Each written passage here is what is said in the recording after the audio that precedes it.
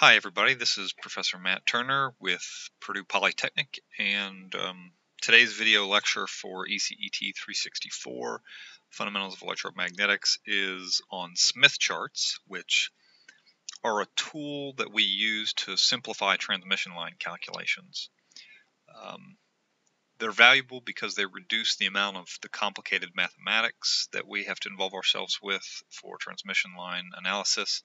And they're also valuable because the Smith chart is the primary method by which the vector network analyzer and RF simulation softwares will present data to us regarding transmission line impedance and other parameters.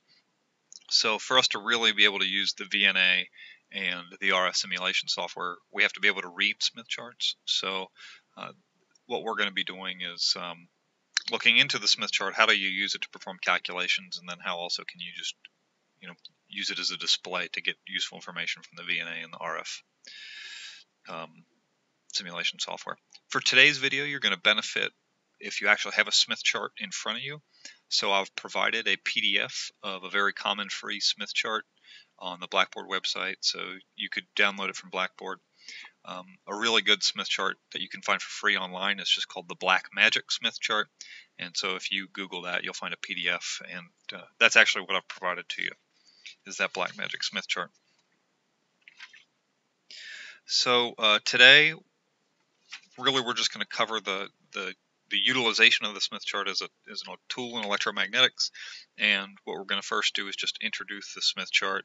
We're going to talk about what the different axes on the Smith chart means, and then we're going to talk about how to plot impedances on a Smith chart. Then we'll use the Smith chart as a tool to calculate reflection coefficients and the VSWR.